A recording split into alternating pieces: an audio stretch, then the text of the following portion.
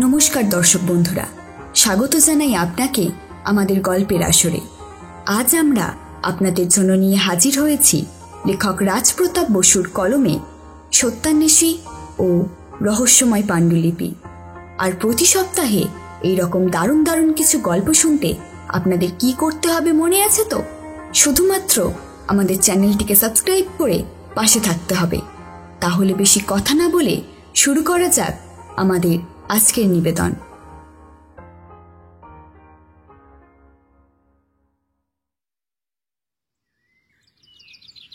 সেদিন নিরন্তর ছাপতে থাকা পুরনো খবরগুলো পড়তে পড়তে একটু চোখ লেগে গেছিল আমার। কখন থেকে ঝিমুচ্ছি বলতে পারবো না। চটক ভাঙলো কলিং বেলের শব্দে। চোখ খুলে দেখি পুটিরাম গামছা নিয়ে মুখ মুছতে মুছতে দরজার দিকে এগোচ্ছে। বললাম, দাঁড়াও, আমি দেখছি বলে আমি গিয়ে দরজা খুললাম। দেখি এক বছর 29 কি 30 যুবক হাতে একটা কাগজ নিয়ে কৌতূহলী দৃষ্টিতে আমার দিকে চেয়ে রয়েছেন। বললাম, কাকে চাই? আগে আমার নাম দুর্গাগতি মল্লিক। আপনি অজিতেশ বাবু? না, আমার নাম ইন্দ্রমোহন রায়। বসুন, একটু বাইরে গেছে, এখনই চলে আসবে। ছেলেটি ভেতরে এলো। মনে মনে ভাবলাম, এ কি মক্কেল নাকি অন্য কোনো ব্যাপারে এখানে এসেছে। অজিতেশ হলে দেখা মাত্রই আন্দাজ করতে পারত। পুটিরামকে ডেকে চা করতে বললাম। যুবকের চোখ মুখে একটা অন্যমনস্ক হয়ে পড়ার ভাব স্পষ্ট। সে চাইছে কিন্তু স্বাভাবিক থাকতে পারছে না। আরও 30 মিনিট পরে অজিতেশ এলো। পরিচয় আদান প্রদানের পর অজিতেশ তক্তপোষে বসে বলল, বলো, কি দরকারে এসেছো? দেখুন, কথাটা শুনতে একটু অস্বাভাবিক লাগলেও বলতে তো হবেই। অজিতেশ বাবু, আমার বাবার নাম সমীর মল্লিক। বেশ কয়েকদিন ধরে সে অসুস্থ, বিছানায় শয্যা। বেশ কয়েকদিন আমাকে সে বলেছেন যে আপনাকে একটু ডেকে নিয়ে যাওয়ার জন্য বাড়িতে। আমি আসিনি কারণ বারংবার একই প্রশ্নোত্তর তারও আমার মধ্যে এই নিয়ে হয়েছে যে আপনাকে কেনই বা এখানে ডাকতে চাইছেন, কিন্তু কোনোবারই কোনো উপযুক্ত উত্তর আমি পাইনি। সেই কারণেই ওনার কথা অনুযায়ী তার এই আবেদনপত্রটা নিয়ে এসেছিলাম। এই নিন। এটা আর পড়ার দরকার নেই। তোমাদের বাড়ির ঠিকানা রেখে যাও, আমি কাল একবার ঘুরে আসবো। ছেলেটি বিনয়ী হয়ে হাত জোর করে বলল, ধন্যবাদ অজিতেশ বাবু। বেশি দূর নয় আমাদের বাড়ি। ওই কাঞ্জিলাল জুয়েলার্স চেনেন তো, বাঘের মোড়ে? চিনি। ওই ঠিক তার বিপরীত দিকের বাড়িটাই আমাদের। দেখবেন ওপরে বড় বড় করে লেখা আছে মল্লিক ভিলা। তাও যদি কোনো অসুবিধা হয়। ছেলেটি পকেট থেকে একটা কার্ড বের করে টেবিলের উপরে রাখলো। এই হলো আমার কার্ড। এই নিচের নাম্বারটায় একবার টেলিফোন করে নিতে পারেন। বলে দুর্গাগতি উঠে দাঁড়ালো। অজিতেশ বলল, ঠিক আছে, কাল তাহলে দেখা হচ্ছে। দুর্গাগতি চলে গেল। অজিতেশ একটা সিগারেট ধরিয়ে তক্তপোষে লম্বা হয়ে বলল, রাখালবাবু কিছুক্ষণ আগে একজন পকেট মারকে হাতে নাতে ধরেছে। বাজারে জটলা হচ্ছিল, সেখানে দাঁড়িয়ে থেকেই দেরি হয়ে গেল। এই ছোটোখাটো পকেট মারদের শহরে বসে বসে আর তো আমাদের বাজার চলে না অজিতেশ। প্রায় মাস 3 হতে গেল, কোনো কেস নেই। ভাবছি এবার কৃত্তিবাসুদের একটা রামায়ণ আনিয়েই নেব। অন্তত কিছু একটা করে তো সময় কাটাতে হবে। অজিতেশ কোনো কথা বলল না। মৃদু হেসে পাশে রাখা খবরের কাগজটা চোখের সামনে কয়েক সেকেন্ডের জন্য ধরে রেখে আবার যথাস্থানে রেখে দিল। অলসতায় জর্জরিত হয়ে আরও একটি দিন কাটানোর পর পরের দিন সকাল 8টা নাগাদ আমরা বেরোলাম মল্লিক বাড়ির উদ্দেশ্যে। ঠিকানা খুঁজে পেতে অসুবিধা হলো না। আমি না এলেও অজিতেশ এদিকটা বেশ ভালো মতোই চেনে। নদীবাঁকের মতন আঁকাবাঁকা রাস্তা ধরে অবশেষে পৌঁছলাম শ্রী কাঞ্জিলাল জুয়েলার্সের সামনে। বিপরীত দিকে তাকিয়ে চোখে পড়ল মস্ত বড় এক সাইনবোর্ড, মল্লিক ভিলা, সাল 1930। প্রধান ফটক পেরিয়ে বাড়ির ভেতরে প্রবেশ করলাম। দুর্গাগতি আমাদের জন্য অপেক্ষা করছিল দোতলার ঝুল বারান্দায়। আমাদের দেখেই ওপর থেকে নিচে নেমে এলো। বলল, আসুন আসুন আসুন অজিতেশ বাবু, আপনাদের জন্যই অপেক্ষা করছিলাম। বাবাও সকাল থেকে অনেকবার জিজ্ঞেস করেছেন আপনাদের কথা। বাড়িটি 3 মহলা। নিচের তলায় মাত্র 2টি ঘর, দুটিতেই তালা মারা। দ্বিতীয় তলার কয়েকটা ঘরের দরজা খোলা এবং 3 তলার প্রকৃতি আবার একেবারে নিচের তলার মতোই। প্রাচীন বাড়ি হলেও এটার অবস্থা দেখলে বয়স নির্ধারণ করা যাবে না এটুকু নিশ্চিত।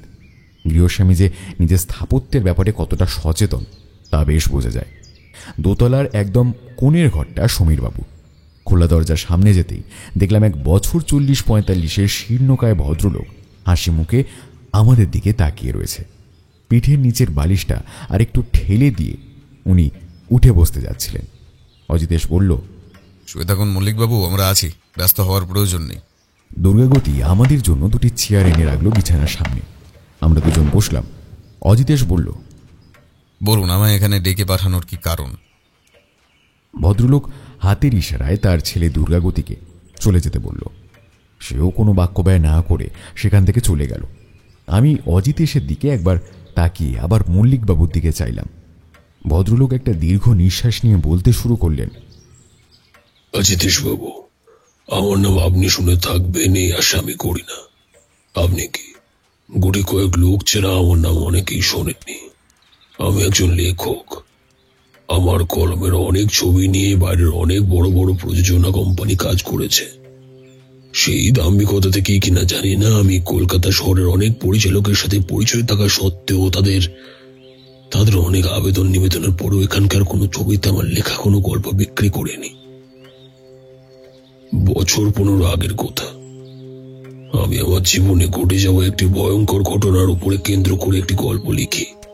তখন আমার খাস আদমি ছিল হরিহর সান্যাল নামে একটি লোক।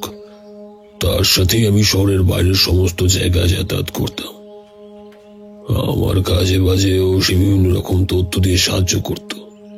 সেই কারণেই আমার এই শেষে লেখা গল্পটি অন্য কেউ না জানলেও সে পুরোটাই পড়েছিল। অজিতেশ বাবু, কেন গল্পটি নিয়ে এতক্ষণ আমি কথা বলছি সেটা আমি আপনাকে মুখে বলবো না। অন্য কেউ না হলেও আপনাকে আমি মন থেকে ভরসা বা বিশ্বাস করতেই পারি। আপনার অনেক সুখ্যাতি আমি শুনেছি, তবে আপনি পড়ার আগে আমি এটুকু বলতে পারি অজিতেশ বাবু, আমার গোটা পরিবার নষ্ট হয়ে যাবে গল্পটি প্রকাশিত হলে। খুবই দুশ্চিন্তার মধ্যে আছি, যেটা আমি কাউকে জানতে দিচ্ছি না। সেটা আশা করি আপনি বুঝতে পেরেছেন। এমনকি দুর্গাগতিকে পর্যন্ত এই ব্যাপারে আমি কিছু জানাতে চাইনি। ভদ্রলোকের কথাগুলি শোনার পর মনে কৌতূহলের সীমা রইল না। ভদ্রলোক আমার দিকে চোখের ইশারা করে বললেন, ইন্দ্রমোহন বাবু, বুঝতেই পারছেন নিজে একজন লেখক হয়ে আপনাকে সমগোত্রীয় বন্ধু আমি ভাবতে পারি, তাতে একটু দ্বিধাবোধ করব না। একটু কাজ করুন, আমার ওই টেবিলের নিচে ড্রয়ারে দেখুন একটি চাবির গোছা আছে। চাবিটি বের করে 9 নম্বর চাবিটি দিয়ে আমার এই দেরাজটা একটু খুলবেন। নিঃসন্দেহে আমি উঠে গিয়ে যথাস্থান থেকে চাবি নিয়ে বহুদিনের পুরনো জং ধরা দেরাজটি খুলে ফেললাম। দেখলাম ভেতরে অসংখ্য ফাইল করা কাগজের স্তূপ। সমীরবাবু বললেন, ওই লাল রঙের ফাইলটি বের করে আনুন ইন্দ্রমোহন বাবু। দেখলাম একটি লাল রঙের ফাইল আলাদা করে দেরাজের পাল্লার একটি চৌকো গর্তে আলাদা করে রাখা আছে। আমি সেটি বের করে নিয়ে আবার দরজাটি লক করে দিলাম। ভদ্রলোক বললেন, ওটি অজিতেশ বাবুর হাতে দিন। অজিতেশ বাবু, এই হলো সেই কাহিনী।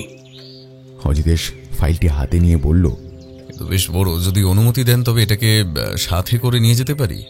স্বাচ্ছন্দ্যে এটা এখানে বসে পড়ার থেকে আপনি বাড়িতে গিয়ে পড়লে আমি বেশি নিরাপদ বোধ করব। বেশ, তাহলে এখন উঠি। আসুন। আর আমার সাথে কাল সকালেই আমি আপনার বাড়িতে এসে জানিয়ে যাব আমার মতামত, এবং এই পাণ্ডুলিপিও ফেরত দিয়ে যাব।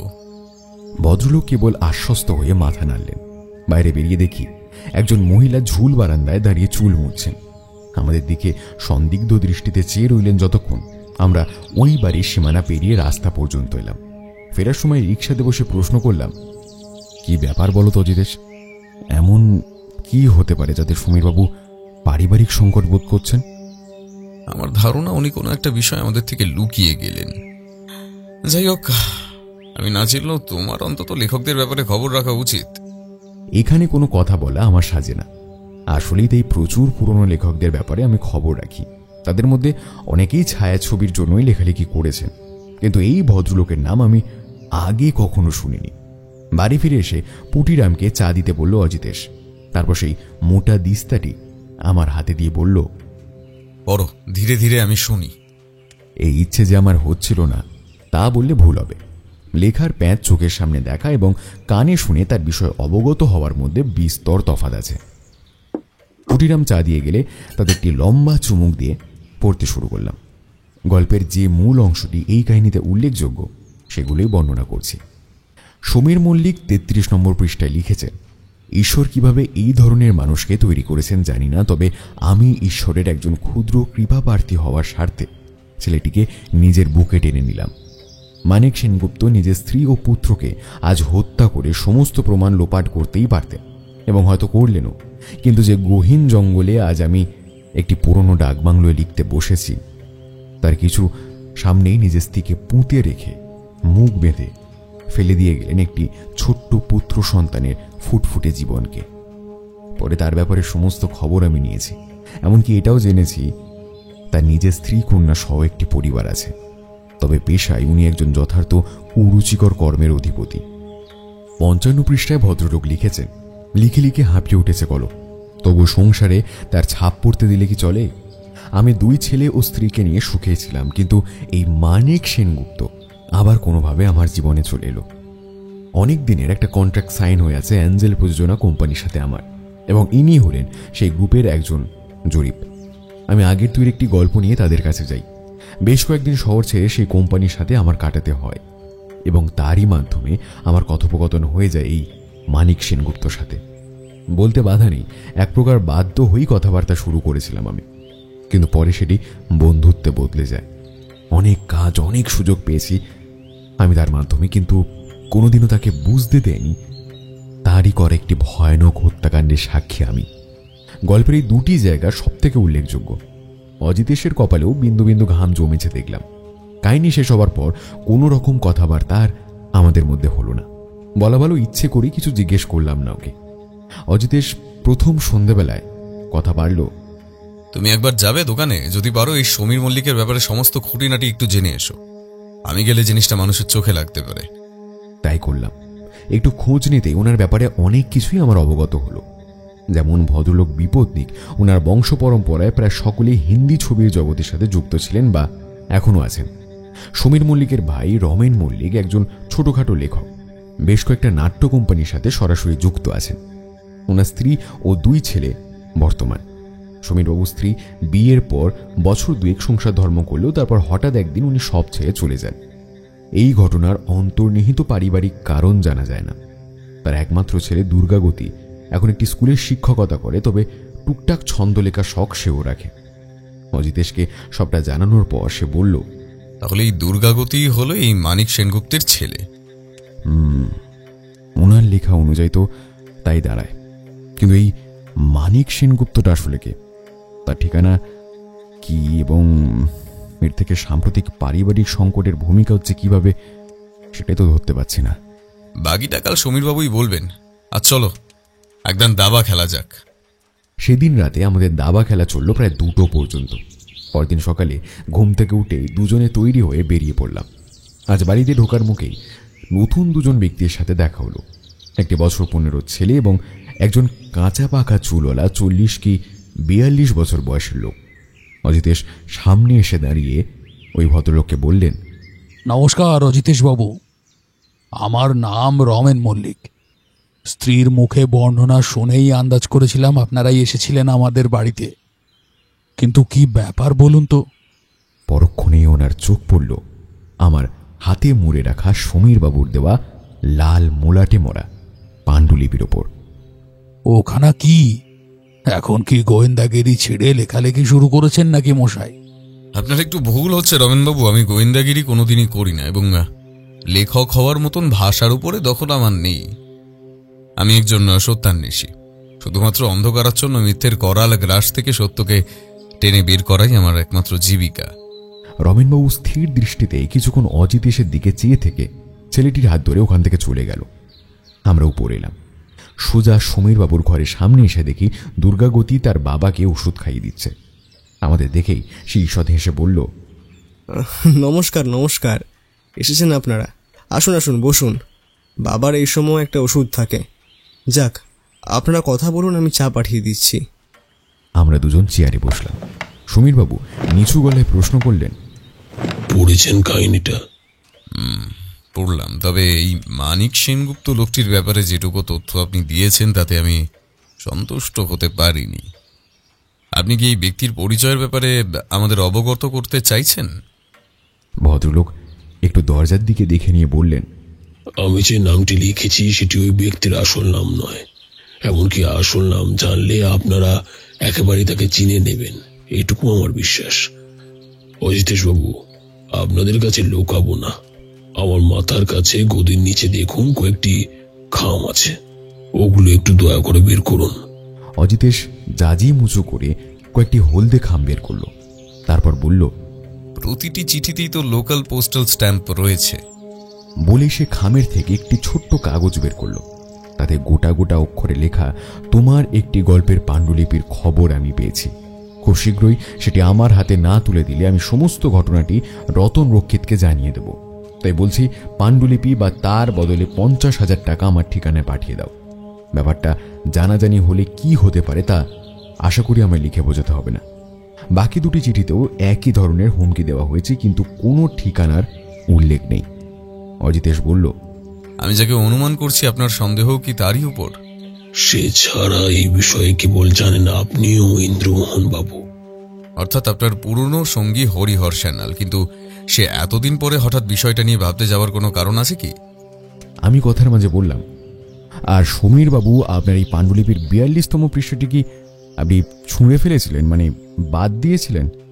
ভদ্রলোক চমকে উঠে বললেন, আমি কোনো কিছুই বাদ দিইনি। কেন, ওই পৃষ্ঠাটি আপনি খুঁজে পাননি? অজিতেশের কাছেও ব্যাপারটি নতুন। আসলে আমি ব্যাপারটা তখন অতটা গুরুত্ব দিইনি, এবং 41 ও 43 পৃষ্ঠার বিষয়ের মধ্যে খুব একটা ভেদাভেদ নেই বলে তখন পড়ার গতিতেও তেমন কোনো বাধা আসেনি। অজিতেশ ভ্রুকুটি করে আমার দিকে তাকিয়ে আবার সমীর বাবুর দিকে তাকালো। তারপর বলল, আপনি নিশ্চিত আপনার এই দেরাজকে অনুমতি না নিয়ে খোলে না?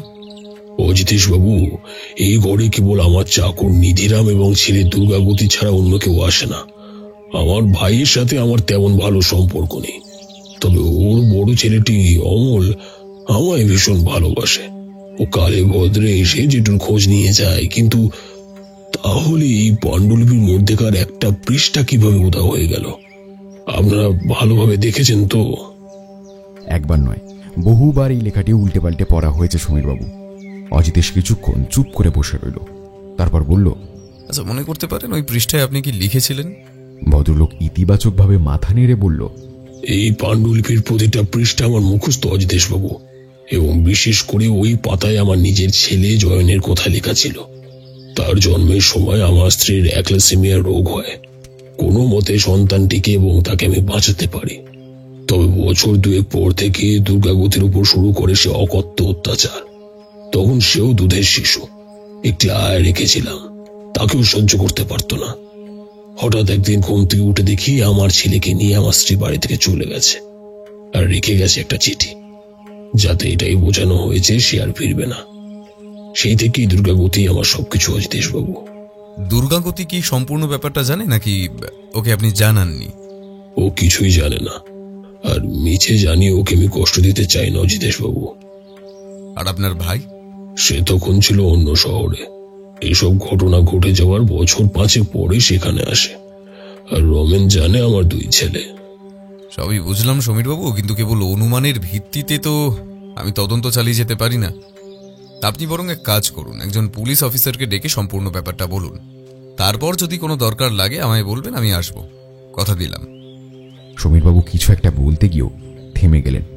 অজিতেশের দিকে করুণ দৃষ্টিতে চেয়ে বললেন, জানি না কেন আমার মনে হচ্ছে কিছু একটা খারাপ হবে। তাছাড়া পাণ্ডুলিপির মাঝের থেকে একটা পাতা উধাও, সেটাও বা কি করে সম্ভব? বেশ, আমি কি তবে আপনার আপত্তি না থাকলে এটিকে কয়েকদিনের জন্য আমার কাছে রেখে দেব? রাখুন, রেখে দেন অজিতেশ বাবু। তবে একটিবার হরিহরের ঠিকানায় যদি আপনি নিজে গিয়ে, আমি আপনাকে যথাযথ পারিশ্রমিক দেব অজিতেশ বাবু। বেশ, পারিশ্রমিকের কথা না হয় পরে হবে। আপনি ঠিকানা বলুন, আমি যাওয়ার সময় একবার ঘুরে যাব। ভদ্রলোক ঠিকানাটি বললেন। আমি একটি ছোট্ট কাগজে সমস্তটা নোট করে ওনার কাছ থেকে বিদায় নিলাম। যে ঠিকানা আমরা পেলাম সেখানকার দূরত্ব প্রায় এখান থেকে 9 কিলোমিটার। এই টানাটানির বাজারে ট্যাক্সি ভাড়া দিয়ে সেখানে পৌঁছাতে বেশ কয়েকবার আমাদের মুখ চাওয়াচাই করতেই হলো। এবং সত্যি ভাবতে পারিনি কলকাতার বুকেও এমন কোনো জায়গা আছে যেখানে কংক্রিটের জঙ্গল এখনো পর্যন্ত ঘিরে ফেলেনি। তবে ইতস্তত শিকড় বাকড় গজাচ্ছে তা বলতে বাধা নেই। নির্দিষ্ট বাড়ির সামনে গিয়ে দরজার কড়া নাড়তেই ওপাশ থেকে একটি মহিলার কণ্ঠ পেলাম। আসছি। দরজা খুলল একটি মহিলা, সুশ্রী গায়ের রং, উজ্জ্বল শ্যামবর্ণ। আমাদের দেখে মাথায় খোঁপা টেনে বলল, কাকে চাই? এটা কি হরিহর বাবুর বাড়ি? হ্যাঁ, কেন বলুন তো? ওনার সাথে আমার একটু দরকার আছে। বাড়ি আছেন উনি? হ্যাঁ আছেন, আপনারা বসুন, আমি ডেকে দিচ্ছি। আসুন, ভেতরে আসুন। আমরা ভেতরে এসে বসলাম। ঘরের ভেতরকার আসবাবপত্রে আধুনিকতার ছোঁয়া, এমনকি আমাদের যে চেয়ারে বসানো হলো তার উপরে পাতা গদিও একটু অন্যরকম। এর আগে এমন অভিজ্ঞতা আমার হয়নি। হরিহর সান্যাল মাথা মুছতে মুছতে এই ঘরে এলেন, বললেন, আপনাদের তো ঠিক। আমার নাম অজিতেশ, আর ও আমার বন্ধু ইন্দ্রমোহন রায় বন্দ্যোপাধ্যায়। অজিতেশ? মানে আপনার নাম তো কাগজ অনেকবার দেখেছি। কি সৌভাগ্য আমার। এই কি গো, আজ চা নিয়ে এসো 3টে। হরিহরবাবু, আমরা চা খেতে আসিনি, আপনার থেকে কয়েকটা ব্যাপারে জানতে এসেছি। ভদ্রলোক ভ্রু কুঁচকে বললেন, কি ব্যাপার বলুন তো? সমীর মল্লিকের সাথে আপনার কতদিনের পরিচয়? অপ্রত্যাশিত একটি প্রশ্ন শুনে হরিহরবাবু খানিক থ হয়ে গেলেন। তারপর বললেন, বছর 10 হয়ে গেল আমি ওই লাইন ছেড়ে দিয়েছি অজিতেশ বাবু। এখন ছোটখাটো একটা মাছের হ্যাচারি করে জীবিকা নির্বাহন করি। ওর ব্যাপারে তারপর থেকে আমি আর কিছু জানি না। কেন বলুন তো? তার লেখা একটি পাণ্ডুলিপির ব্যাপারে আপনি জানতেন, যদিও আপনাকে একান্ত নিজের মানুষ মনে করে সেই ব্যাপারে জানানো হয়েছিল। সেই ব্যাপারে কোনো আলোকপাত করতে পারেন কি? ভদ্রলোক একটু চিন্তা করে বললেন, আমি জানতাম, তবে সেই ব্যাপারে পুঙ্খানুপুঙ্খ বর্ণনা দেওয়া এই সময় দাঁড়িয়ে আমার পক্ষে সম্ভব নয়। আসলে ব্যাপারটা অত ভালো করে আমার মনেও নেই। কেবল এটুকু মনে আছে, আমি বলেছিলাম যে সে যেন এই গল্পটি কোনো দিনও প্রকাশ না করে। এতে করে তার জীবন, বংশ সবকিছু শেষ হয়ে যেতে পারে। বেশ, তাহলে আপনি এই দুর্বল দিকটি জানতেন। আপনার কি মনে হয় অন্য কেউ সে ব্যাপারে জানতে পারলে বড় ক্ষতি হয়ে যেতে পারে? ক্ষতি কতটা হবে তা বলতে পারবো না, তবে রতন রক্ষিত সমীরের মৃতদেহ পর্যন্ত অক্ষত রাখবে না, এই ব্যাপারে নিশ্চিত। হরিহরবাবু, বলতে বাধা নেই, এখন আমার চোখে আপনি সেই ব্যক্তি যে সমীরবাবুকে চিঠি দিয়ে পাণ্ডুলিপির বদলে অর্থ বা আসল কাগজগুলির দাবি করেছেন, কারণ আপনি ছাড়া এই ব্যাপারে অন্য কেউ জানে না। তাই আপনি যদি আপনার ব্যাপারে কাগজে পড়েই থাকেন, তাহলে এটুকুও জানবেন, একজন সত্যান্বেষী হিসেবে আমি হাত গুটিয়ে বসে থাকতে পারি না। প্রয়োজন হলে আপনার কাছে আবার আসতে পারি। আচ্ছা করব, আপনার কোনো আপত্তি থাকবে না? ভদ্রলোক এই কথাগুলি শুনে যে খুব সন্তুষ্ট হবেন না সেটাই স্বাভাবিক। রুক্ষ কণ্ঠে বললেন, নিজেকে যখন সত্যান্বেষী বলে দাবি করছেন, তখন আশা করব কোনটা ঠিক আর কোনটা ভুল খুব শীঘ্রই আপনি বুঝতে পারবেন। আর হ্যাঁ, আমার বাড়িতে আপনাকে সবসময় স্বাগত। এখন আসতে পারেন। নমস্কার। আমরা বেরিয়ে এলাম। ফেরার সময় অজিতেশ একটা কথাও বলল না। বাড়িতে ফিরে আমি জিজ্ঞেস করলাম, হরিহরবাবুকে তোমার কেমন লোক বলে মনে হলো? অজিতেশ একটা সিগারেট নিয়ে নাকের সামনে পাকাতে পাকাতে বলল, নিঃসন্দেহে চালাক এবং বাকপটু লোক, তবে চিঠি পাঠানোর সম্ভাবনা ওনার দিক থেকে খুবই কম জানা সত্ত্বেও শুধুমাত্র সমীরবাবুর অনুরোধে একটু হালকা হুমকি দিয়ে আসলাম। কেন? কম কেন? একটু বুদ্ধি খাটাও ইন্দ্রমোহন, একমাত্র সেই আছে যে এই কাহিনীটির ব্যাপারে সমস্তটা জানত। হরিহরবাবু চাইলেই পুরো কাহিনীটির একটি ক্ষুদ্র সংস্করণ বানিয়ে বাজারে চিরাদরে বিক্রি করতেই পারেন, এবং তাতে আশা করি উনি আরো অনেক বেশি টাকা কামাতে পারেন। বলে যেও না, ছবির জগতের সাথে ওনারও পরিচয় আছে। তাহলে এমন একজন এই কাজটি করছে যার বর্তমানে একগোছা অর্থের প্রয়োজন, কিন্তু সমস্যা এখানেই যে কে এমন আছে যে এই পাণ্ডুলিপির ব্যাপারে জানে। এমন একটি রহস্যের মাঝে জড়িয়ে আছি যে কুল কিনারা পাওয়ার মতো কোনো আলো আর দেখতে পাচ্ছি না। অজিতেশ পোড়া সিগারেটের একটি স্তূপ বানিয়ে ফেলেছে অ্যাশট্রের মধ্যে।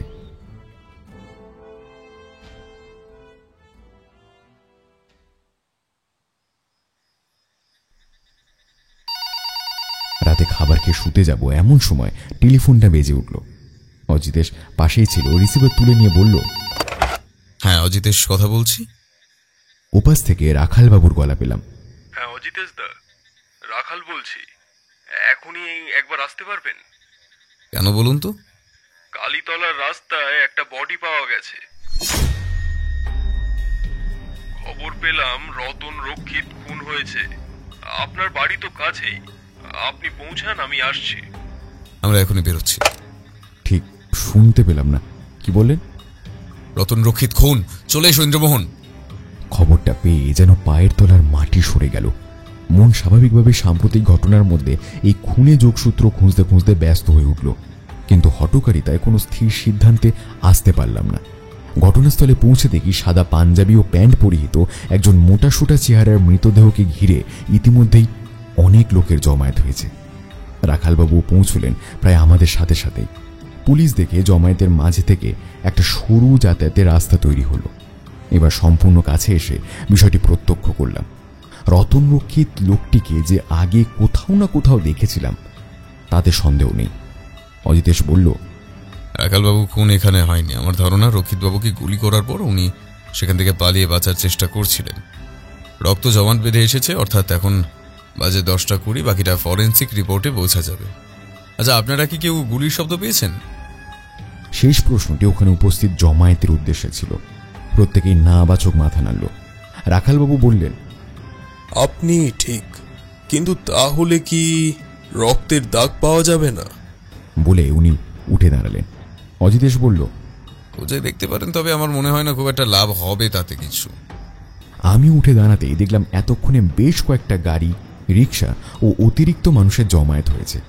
এরপরেও রক্তের গতিবিধি নির্ধারণ করা সত্যি শক্ত কাজ। অজিতেশ বলল, বডিটা ফরেন্সিকে পাঠান।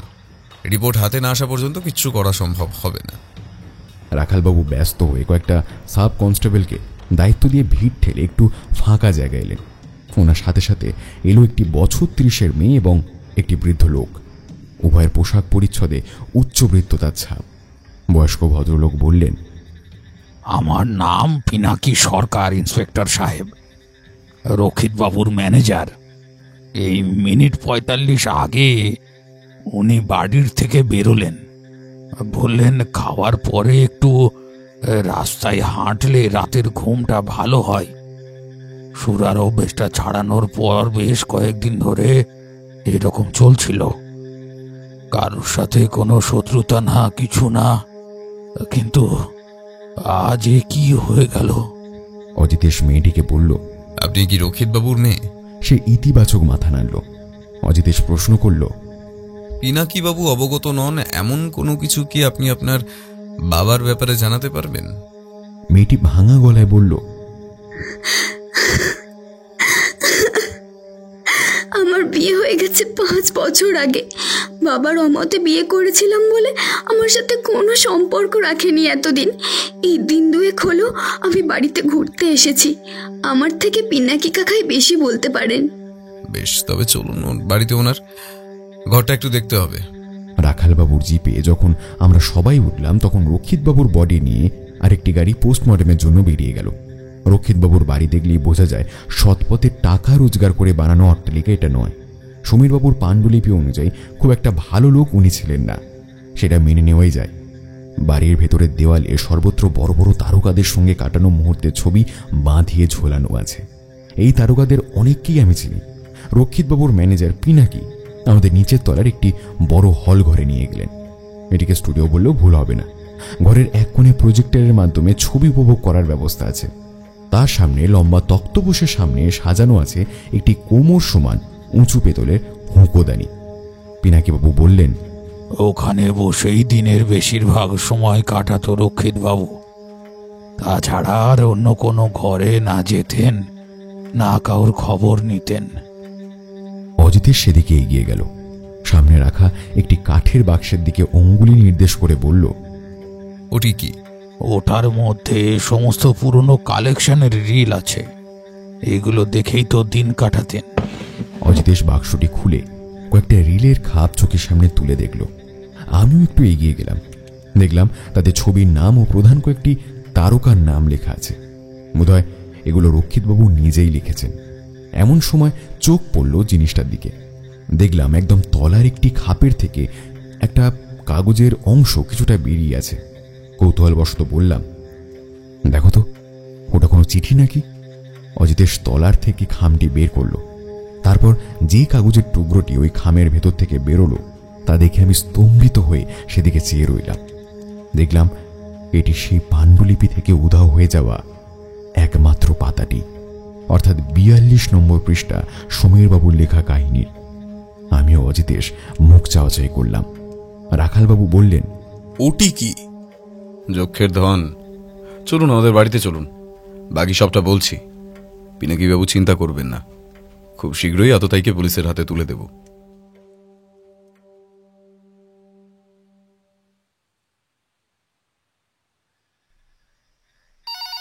আমরা বাড়িতে ফিরে এলাম। সিঁড়ি দিয়ে ওঠার সময় শুনতে পারছিলাম ঘরের ভেতরে টেলিফোনটা বাজছে। অজিতেশ দ্রুত পায়ে এসে রিসিভারটা তুলে নিল। অজিতেশ বলছি। কি অজিতেশ বাবু, রক্ষিত তো মারা গেল, সত্যান্বেষণ কত দূর? হরিহরবাবু এই খবরটা যখন পেয়েছেন তখন নিশ্চিত থাকুন খনি ধরা পড়লে সেই খবরটাও পেয়ে যাবেন। ধন্যবাদ আমার খবর নেওয়ার জন্য, বলে অজিতেশ সজোরে রিসিভারটি রেখে দিল। রাখালবাবু প্রশ্ন করলেন, অজিতেশ দা, ব্যাপারটা কি বলুন তো? আমি তো কিছুই বুঝতে পারছি না। অজিতেশ তক্ত কষে নিজের শরীরটা এলিয়ে দিয়ে বলল, এমন একটি চাল চালা হয়েছে যা সম্পূর্ণ আমার চোখের সামনে, কিন্তু আমি তার কিছুই বুঝতে পারিনি। ইন্দ্রমোহন, তুমি বলো না, খামাখা মানুষকে আগের থেকে সন্দেহ করো কেন? করতে হবে ইন্দ্রমোহন, করতে হবে। আমার কাছে অনুমানই প্রধান অস্ত্র। কাউকে কোনো সময় সন্দেহের তালিকার বাইরে রাখতে নেই, এতে কেস আরো জটিল হয়। রাখালবাবু, আপনি আগে সম্পূর্ণটা শুনুন, বলে অজিতেশ রাখালবাবুকে সম্পূর্ণ ঘটনাটি পুঙ্খানুপুঙ্খভাবে বর্ণনা করল। ভদ্রলোকের মুখ দেখেই বুঝলাম উনি পুরো ঘটনাটায় কতটা দুরূহ গিট বেঁধে ফেলেছেন। অবশেষে একটা সিগারেট ধরিয়ে বললেন, তাহলে রক্ষিত বাবুর ঘরে ওই কাগজটি গেল কিভাবে? সব বুঝতে পারবেন, একটু অপেক্ষা করুন।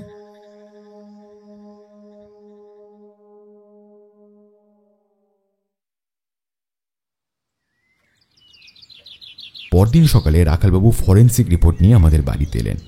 বললেন, অজিতেশ দা, আপনিই ঠিক বলেছিলেন, খুন হয়েছে আনুমানিক রাত 10টা 5 নাগাদ। তাহলে উনি টানা 15 মিনিট দৌড়ে ঘটনাস্থল থেকে দূরে চলে এসেছিলেন, এবং খুনিও তার সাথে এসেছিল, এতে সন্দেহ নেই, কারণ সে কোনো মতেই আহত ব্যক্তির মৃত্যু নিশ্চিত না হওয়া পর্যন্ত সেখান থেকে যাবে না। সে আড়াল থেকে সমস্তটা লক্ষ্য করেছে। বেশ, এবার আপনি আসুন সমীরবাবুর বাড়িতে।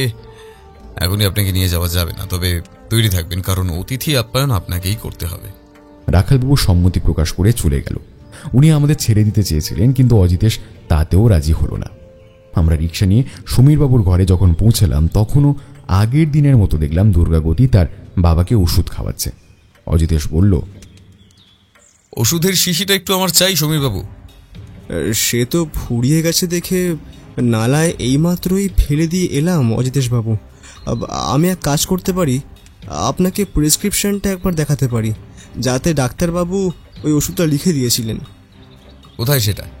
ছেলেটি সঙ্গে সঙ্গে ড্রয়ার থেকে একটি ডাক্তারের নাম ও টেলিফোন নাম্বার সহ কাগজ বের করে অজিতেশের হাতে দিল। দেখলাম তাতে কয়েকটা ক্যালসিয়ামের ওষুধ ছাড়া আর কিছুই লেখা নেই, এবং সব শেষে লেখা আছে একটি হজমের তরল ঔষধ। অজিতেশ জিজ্ঞেস করল, আপনার রোগটা কি হয়েছিল জানতে পারি? ভদ্রলোক অজিতেশের এই কাজকর্মে কিছুটা বিস্মিত হয়ে পড়েছিলেন। ধাতস্থ হয়ে বললেন, বিশেষ কিছু নয়, তবে কর্মজীবনে একবার শুটিং দেখতে গিয়ে একটা চলন্ত গাড়ি থেকে পড়ে গেছিলাম। সেই থেকে পিঠের দিকটায় একটা চিনচিনে ব্যথা ছিল। বয়স কম ছিল অজিতেশবাবু, অতটা তখন গুরুত্ব দেয়নি। হঠাৎ বছরখানেক আগের থেকে এক জায়গায় বেশিক্ষণ বসে থাকলে সেই জায়গায় বেশ ব্যথা অনুভব করতে শুরু করলাম। দুর্গাবতী তখন সবে সবে চাকরি হয়েছে, বলল আর বেশি কষ্টের কাজ করার দরকার নেই। সেই কারণেই ধীরে ধীরে বাইরে বেরোনোই বন্ধ করে দিলাম। কিন্তু অজিতেশবাবু, সত্যি বলতে তারপর থেকে আমার শরীরের উন্নতির থেকে বেশি হয়েছে অবনতি। এখন নিধিরাম খাইয়ে দেয় বলে দুটো খেতে পারে। দুর্গাবতী স্কুলে চলে গেলে আমি পুরো একা হয়ে যাই। ভদ্রলোকের কথাগুলো শুনে মায়া হলো। অজিতেশ বলল, আপনাদের বাড়িতে প্রবেশ করার অন্য কোনো জায়গা আছে কি? কই না তো। অজিতেশ এবার একেবারে সমীরবাবুর সামনে চেয়ার টেনে বসল। তারপর নিচু গলায় বলল, রতন রক্ষিত খুন হয়েছে, খবর পেয়েছেন? ভদ্রলোক প্রায় আঁতকে উঠলেন, বললেন, খুন? অজিতেশ হাতের ইশারায় ওনার স্বরে সতর্কতা আনল। সমীরবাবু বললেন, খুন? কখন? কিভাবে? সব বলবো সমীরবাবু। এখন না, আপনার খোয়া যাওয়া পাণ্ডুলিপির পাতাটিও উদ্ধার হয়েছে। কোথায় পেলেন? রতন রক্ষিতের ঘরে। কি অদ্ভুত ঘটনা অজিতেশ বাবু, এটা কিভাবে সম্ভব? মানে আপনি কি নিশ্চিত? বলে অজিতেশ পকেট থেকে ওই 42 নম্বর পাতাটি বের করে সমীরবাবুর চোখের সামনে ধরল। তারপর বলল, দেখুন তো, এটি সেই কাগজ কিনা? ভদ্রলোকের চোখ আটকে রইল কাগজটির দিকে। ঠোঁটের চামড়া কয়েকবার কেঁপে উঠল বিস্ময়। এই কাগজে রতন রক্ষিতের প্রয়াত স্ত্রী এবং তার বাপের বাড়ি সম্বন্ধেও আপনি সব গচ্ছিত তথ্যের ব্যাপারে লিখেছেন। যদি আমি খুব ভুল না করে থাকি, আপনার স্ত্রী মৃণালিনী দেবী ওই একই বাড়ির মেয়ে ছিল। এই পাতাটি আমি অজিতেশের থেকে নিয়ে পড়িনি, তবে এখন ওর মুখে কথাটা শোনার পর মনে আরো কয়েকটা জটিল জায়গা বাড়ল, বই কমল না। সমীরবাবু নিচু গলায় বললেন, তখন দুর্গাবতী একদমই ছোট। ওকে নিয়ে কি করব কি না করব এসব ভাবতে ভাবতে ওর বাড়ির ঠিকানা বের করে তাদের বাড়িতে পৌঁছেছিলাম। ওই বাড়িতে মৃণালিনী ছাড়া ছিল শুধু ওর বৃদ্ধা মা। তার সামনে আমার দেখা চাক্ষুষ বর্ণনার কথা আমি বলতে পারিনি, তাই মৃণালিনীকে সব বুঝিয়ে বলি, এবং এটাও বলি যদি এই মুহূর্তে কোনো রকম পুলিশ ব্যবস্থার কথা চিন্তাও করা হয় তাহলে ওরাও মরবে, সাথে মরবো আমিও। আর তার মাঝে অসহায় হয়ে পড়বে এই নিষ্পাপ শিশুটা, তাকে দেখার আর কেউ থাকবে না। এই শর্তে বিয়ে করেছিলাম আমি তাকে। দোষ আপনার নয় সমীরবাবু, আপনি তো সবটা জানাতেই চেয়েছিলেন। আর একটু অপেক্ষা করুন, সমস্তটা বের করে আপনার সামনে আনবো। আপনি খালি পেটে ওষুধ খেলেন তো? হ্যাঁ, কেন বলুন তো? কিছু খাবেন না, আমি ডাক্তার পাঠাচ্ছি। একটু আপনার রক্ত পরীক্ষা করতে হবে। দুর্গাবতী এই পাশের ঘরেই থাকে তো? বেশ, চলে এসো। অজিতেশ পাশের ঘরের সামনে এসে গলা ঝেড়ে বলল, স্কুলের জন্য তৈরি হচ্ছেন বুঝি? দুর্গাবতী মুখে একটা হাসি টেনে বলল, হ্যাঁ, এই আর কি। ওই বাবাকে দেখতে দেখতে রোজই একটু দেরি হয়ে যায়। ছুটি হয় কখন আপনার? এই 3টে নাগাদ। আচ্ছা, ক্যাম্বেল স্কুল তো? হ্যাঁ। আচ্ছা, আজ একটু আপনার বাড়িতে আসবো, তবে বিকেল নাগাদ। আপনার সাথে একটু কথা আছে। ঠিক আছে। আমরা প্রণামপূর্বক বিদায় নিলাম। অজিতেশ বাইরে এসে বলল, সোজা থানায় চলো।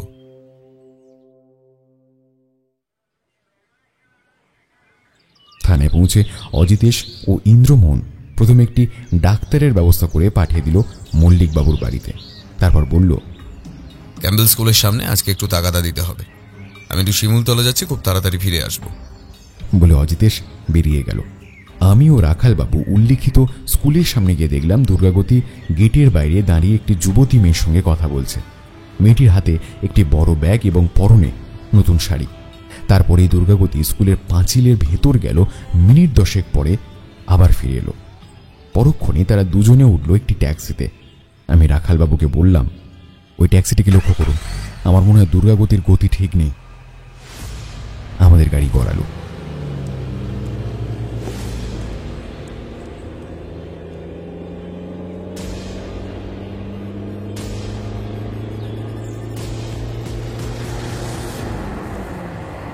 ট্যাক্সিটি থামলো স্টেশনের সামনে। আমি রাখালবাবুকে হালকা কুনুয়ের চাপে বুঝিয়ে দিলাম দুর্গাবতীকে গিয়ে আটকানোর কথা। ভদ্রলোক এই ধরনের কাজে পারদর্শী। মুহূর্তের মধ্যে গাড়ি থেকে নেমে এক টানে ছেলেটিকে নিয়ে তুলল জিপের মধ্যে। দুর্গাবতীর দিকে তাকিয়ে হেসে বললাম, একটু অপেক্ষা করো, অজিতেশের সাথে একটু কথা বলেই চলে যেও। দেখুন, এইভাবে আমায় তুলতে পারেন না আপনারা। সেটা তুমি ঠিক করবে না ছোকরা। চলুন রাখালবাবু।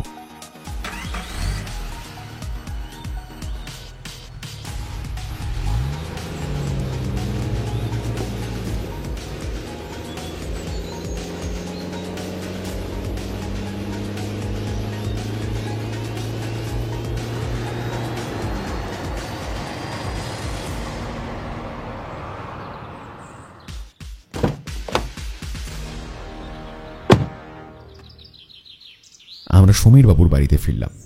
রাখালবাবুর তত্ত্বাবধানে পুলিশি ব্যবস্থার সুবিধে পাওয়া গেল সমীরবাবুর রক্তের রিপোর্ট বের করায়। অজিতেশ ফিরল বিকেল 5টা নাগাদ। আমি, রাখালবাবু ও দুর্গাগতি তখন বসে আছি মল্লিকবাবুর সামনে। অজিতেশ বলল, প্রতিনিয়ত ঘুমের ওষুধ নিয়ে যাচ্ছেন হজমের নামে সমীরবাবু। আপনার রক্তের রিপোর্ট তার প্রমাণ দিচ্ছে।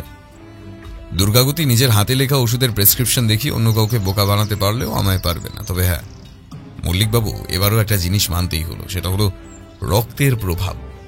রক্ত কখনো ধোকা দেবে না। আপনার পালিত ছেলে দুর্গাগতি টাকা চুরির লোভে আপনাকে ঘুমের ওষুধ খাইয়ে প্রতিনিয়ত আপনার সিন্ধুক, আলমারি ও দেরাজ হাতিয়েছে।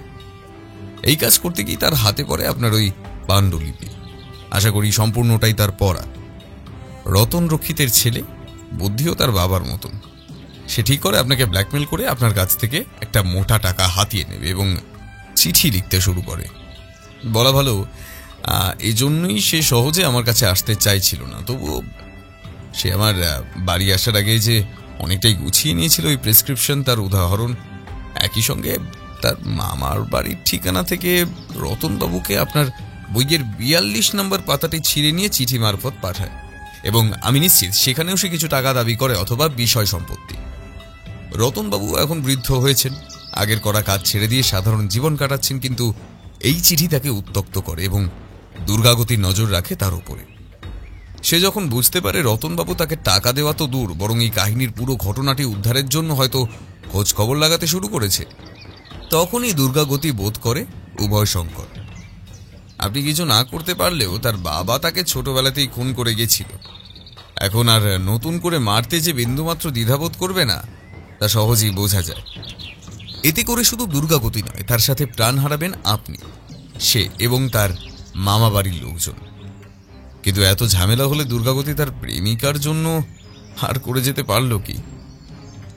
থানার থেকেই খবর পেলাম আপনার ছেলে একটি বিবাহিত মেয়েকে নিয়ে পালিয়ে যাওয়ার ফন্দি করেছিল। নির্ঘাত কিছু টাকা তো কোথাও পেয়েছেই।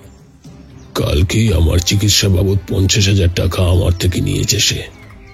বলেছে আরো ভালো ডাক্তার দেখাতে হবে, তার কাছে সম্পূর্ণ টাকা নেই, তাই আমি এখন কিছুটা দিয়ে তাকে সাহায্য করি। তাহলে হয়ে গেল 2-2-4। তবে আমি জীবনে প্রথমবারের জন্য কোনো একটা খুনকে সমর্থন করব যেটা দুর্গাগতি করেছে। এমন একজনকে আগেই মেরে ফেলা উচিত ছিল।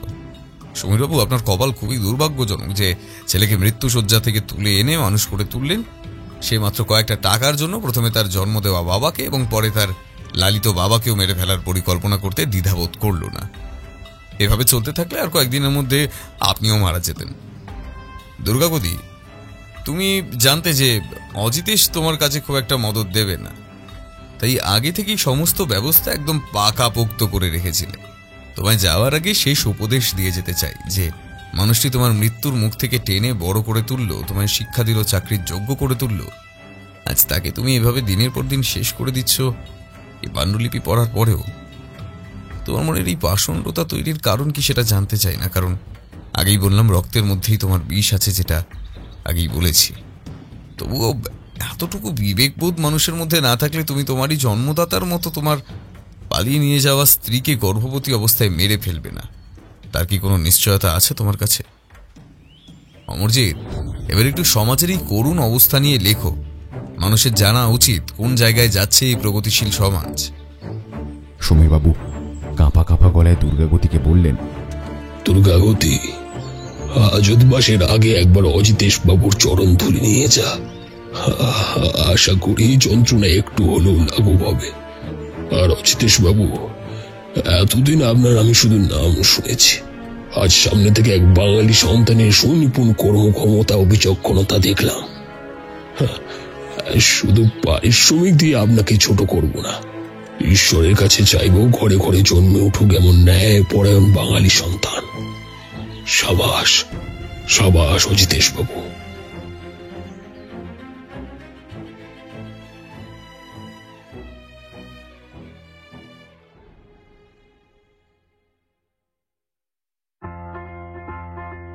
আপনারা এতক্ষণ শুনছিলেন লেখক রাজপ্রতাপ বসুর কলমে রহস্য রোমাঞ্চ কাহিনী সত্যান্বেষী ও রহস্যময় পাণ্ডুলিপি।